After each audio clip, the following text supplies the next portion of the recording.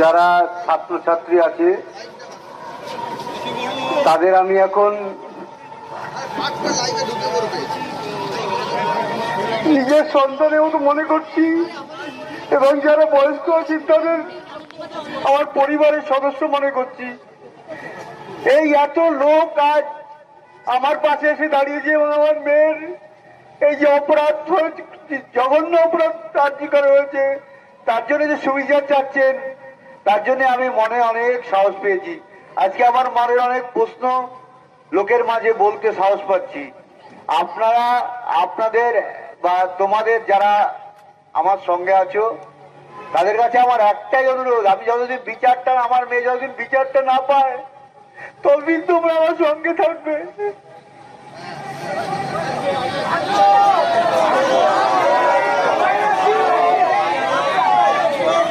এখন যা পরিস্থিতি আমি দেখতে পাচ্ছি, বিচার আমরা অত সহজে পাবো না। বিচার হয়তো আমাদের ছিনিয়ে আনতে হবে, এবং সবার সহযোগিতা ছাড়া এটা সম্ভব নয়।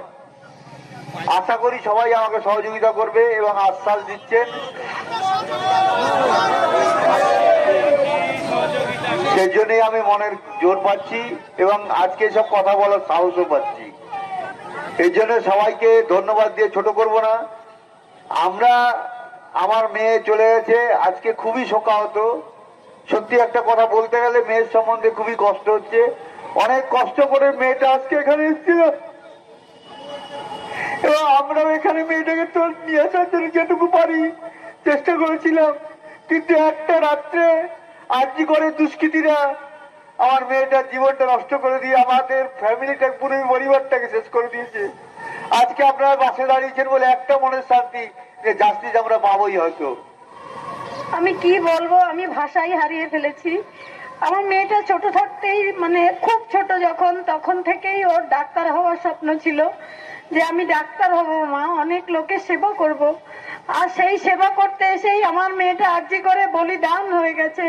একটা অন ডিউটি ডক্টর এভাবে নৃশংসভাবে চরম অত্যাচারিত হয়ে সে যখন মা করে কাঁদছিল, সেই কান্নাটা আমার প্রাণ রোজ ধ্বনিত হয় রোজ। এখন আমি ভাবি কত কষ্টে আমার মেয়ের প্রাণটা চলে গেছে।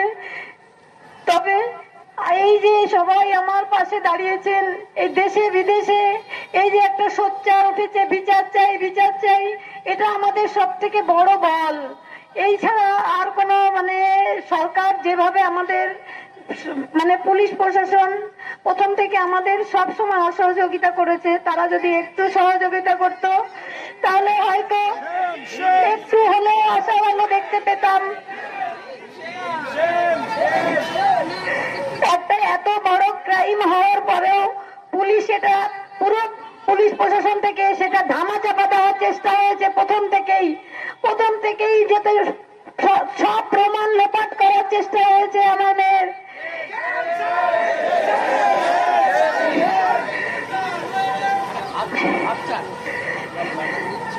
সবাইকে আরেকবার ধন্যবাদ জানিয়ে আমি এটাই বলবো যে যতদিন আমার মেয়ের বিচার না পাই আপনারা এভাবেই আমার পাশে থাকবেন।